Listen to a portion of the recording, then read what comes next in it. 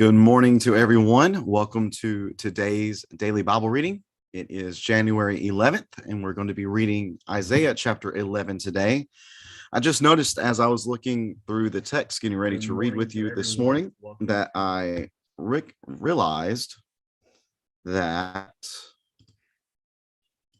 today, I did not finish reading chapter 10, and I have no idea why I did not finish reading chapter 10. For whatever reason, I went back and checked the tape because the tape does not lie. I went back and checked the tape. And for some reason, I just stopped reading at verse 26. Again, I have no explanation. I have no idea why I did that. I just did. So what we're going to do is we're going to actually pick up today in Isaiah chapter 10 and verse 27, just so we can finish out that text. So we can say, once we are done reading through Isaiah, that we have read every verse of Isaiah together.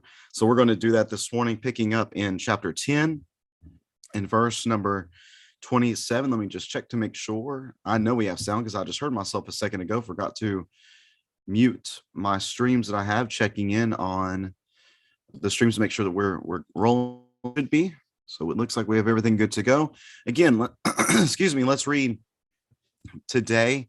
Today's reading, again, is scheduled for chapter 11, but since I, for whatever reason, stopped reading in chapter 10 and verse 26, we're going to pick up in chapter 10 and verse 27 and read through the end of chapter 11. So thanks again for being here today. Hope you're having a good day. Let's read God's word together. Isaiah chapter 10 and verse 27. On that day, his burden will fall from your shoulders and his yoke from your neck. I believe here we're referring to the rule of Assyria over Israel, and I need to get the text on the screen. The rule over God, or over God's people, over Israel. On that day, his burden will fall from your necks and his yoke from your shoulders and his yoke from your neck. The yoke will be broken because your neck will be too large. Assyria will come to Iath and has gone through Migron, storing their equipment in Michmash. They crossed over at the ford, saying, "We will spend the night at Geba." And the people of Ramah are trembling. Those at Gibeah of Saul have fled.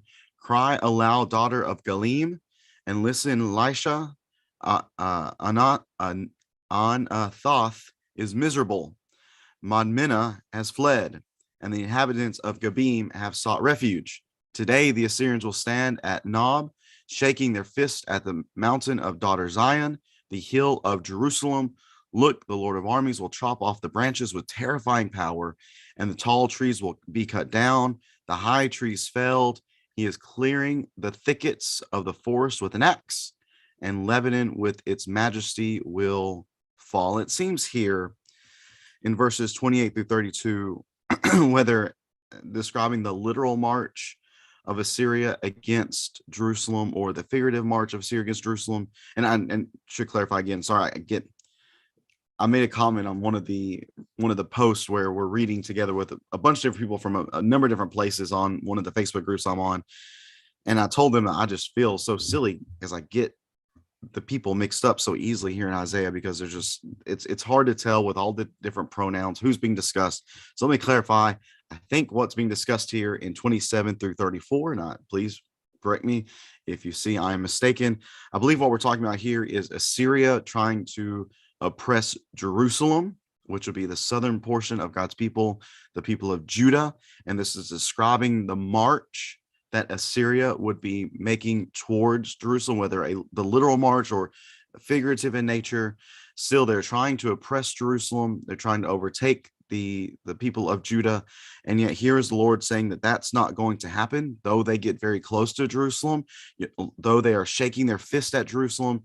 They are not going to be able to prevail against the city of David, that he is going to chop off the branches, the trees are going to fall, the high trees are going to be felled, the thicket's going to be taken out with an axe, and the majesty of Lebanon will fall, that's not going to happen, that God is going to preserve his people of Jerusalem, that though Assyria was able to overtake Israel and that portion of the divided kingdom, they would not have the same sort of success against Jerusalem, which ties in with what we read yesterday in chapter 10 about the fact that Assyria thought they were the ones that were causing all this to happen. They thought it was by their own strength that they were able to have these victories over these nations, whether it be Aram or Israel or Judah. But in fact, it's God using them as a tool. And whenever they became extremely, even beyond what they normally were in regards to prideful and being arrogant, God would bring them down. And here that describes that though they were able to take Israel, they would not have that same success against Judah. Now, because of that same success because of that lack of success against Judah, here's the continuation of the text into chapter 11, what we can read about this stump of Jesse, which I think we might tie in with what we see in chapter 6 and verse 13, talking about the stump is the holy seed. I think there might be some tie-ins here to that. Isaiah chapter 11 and verse number 1, then a shoot will grow from the stump of Jesse, and a branch from his roots will bear fruit. The Spirit of the Lord will rest on him, a spirit of wisdom and understanding, a spirit of counsel and strength, a spirit of knowledge and of the fear of the Lord.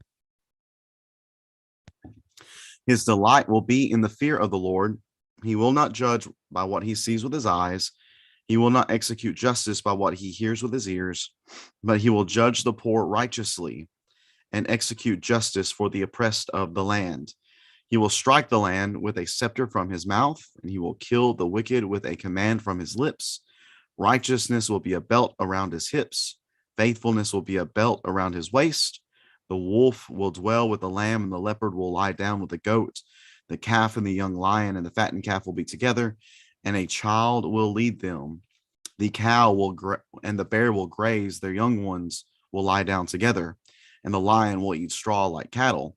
An infant will play beside the cobra's pit, and a toddler will put his hand into a snake's den. They will not harm or destroy each other on my holy mountain, for the land will be as full of the knowledge of the Lord as the sea is filled with water. On that day, the root of Jesse will stand as a banner for the peoples. The nations will look to him for guidance, and his resting place will be glorious. On that day, the Lord will extend his hand a second time to recover the remnant of his people who survive from Assyria, Egypt, Pathros, Cush, Elam, Shinar, Hamath, and the coast and islands of the west. He will lift up a banner for the nations and will gather the dispersed of Israel. He will collect the scattered of Judah from the four corners of the earth. Ephraim's envy will increase, or excuse me, Ephraim's envy will cease, and Judah's embarrassing will end. Excuse me, Ephraim will no longer be envious of Judah, and Judah will not harass Ephraim, but they will swoop down on the Philistine flank to the west. Together they will plunder the people of the east. They will extend their power over Edom and Moab, and the Ammonites will be their subjects. The Lord will divide the Gulf of Suez, and he will wave his hand over the Euphrates with his mighty hand, and will split it into 7 streams, letting people walk through on foot. There will be a highway for the remnant of his people who will survive from Assyria, as there was for Israel when they came up from the land of Egypt. So as we conclude here in chapter 11, again, what we have here is a continuation of this pattern that we see throughout the writing of the prophets. And the pattern is somewhat like this as far as just the content of the message. There is, again, judgment. There's an accusation of sin. There's a judgment for sin. And then there is a cycle of hope and restoration. Now, when we see that, even just going from chapter 10 into chapter 11 here, even going back to chapter 9, we look at Israel being their downfall standing as a warning to Judah. So we see punishment there. And then we also see accusation against then Assyria, punishment for Assyria. But then there's hope for the remnant that will return in chapter 10 and verse 20. And then there is more judgment against Assyria. And here now is another instance of hope, of there being someone who is going to come, this descendant of David, and who is going to possess incredible attributes. And if we think about, again, knowing what we know and living where we live, we're able to look back and see these applications to Jesus, and the fact that he was one on whom the Spirit dwelt, and he had wisdom, understanding, counsel, strength, knowledge, the fear of the Lord, and through him, it seems there would be a time of peace that would come. And of course, we're thinking about Jesus and the kingdom that he established in the church that we are able to be a part of, and we see that peace being available to us. And then there are notions, at least some echoes of the Exodus that are discussed here within this text, where there's a splitting of water so that people can walk across, and then there is that very explicit reference to Exodus in verse number 16, that there will be a highway for a remnant of the people, and who will survive from Assyria, as there was for Israel when they came back from the land of Egypt. So there is there is this talk here, and again, we have to recognize that with these prophecies, often, I don't want to say absolutely every time, but often there are a couple different layers to them. You have to think about it. If this is being written to people who are going to experience these things, then there needs to be some sort of immediate benefit for them. So their return from captivity, in the literal captivity in the present, will be something they can look forward to. But then we're looking at this and we're making long-term application through Jesus. We see this as well. We see the Exodus type of language that's discussed here in Isaiah, and how that's actually something that's discussed a lot in the Gospel of Mark. In the Gospel of Mark, there's a ton of references and echoes to the theme of Exodus, coming out of slavery and coming out of being in bondage and being allowed to live in peace and freedom. And that's what Isaiah 11 gives us a good look at. It gives us a look at the fact that God, through this stump of Jesse, which again I think can be traced back even in chapter 6 of verse 13, the stump is the holy seed. That is what we're looking for. We're looking for someone through whom God is going to work to liberate his people. Again, there's a sense in which this is going to take place in the near-ish future, whenever there's going to be a release from captivity for God's literal people.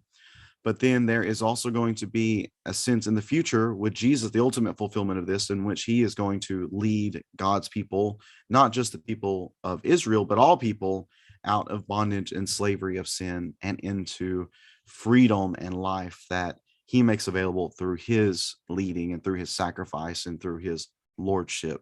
So I think that's what we can take away today from Isaiah chapter 11, is that God is number one, faithful to his promises. He said there's going to be a stump. Here we see Isaiah saying that stump is going to grow. A shoot is going to come from that. It's going to come from the stump of Jesse. Again, Jesus being of the lineage of the Davidic line. And if you're thinking ahead, you're thinking about probably Isaiah chapter 53, which also talks about, has that same type of language in regards to a shoot. Let's see here in verse number 2 of Isaiah 53, that he grew up before him like a young plant, like a root out of dry ground. So this language is seen throughout this text. And again, I believe if we're understanding this on the couple of different levels, that it's meant to be as being something practical and useful for those who were receiving this originally, but then we're able to look long term and see how Jesus, the ultimate fulfillment of what we have here with this prophecy of Isaiah. Hope that makes sense. Do you have any questions, have any comments, have any corrections? Maybe I said something that wasn't exactly the best way to say it. Wasn't I got my Israel's mixed up with Judah's and vice versa, and anything like that, please feel free to leave a comment in the comment section of our videos today, the streams on Facebook or YouTube, and I would love to hear those corrections and to bring those to the attention of those who might be listening. Thanks so much for joining in today. Hope you have a great rest of your day. We'll be back tomorrow, of course, for another reading from Isaiah. Tomorrow on January 12th, we will be reading Isaiah chapter 12, a short text, but maybe we might use some time to get caught up to where we are up until this point. Thanks so much for joining in today. Hope you have a great rest of your day. God bless.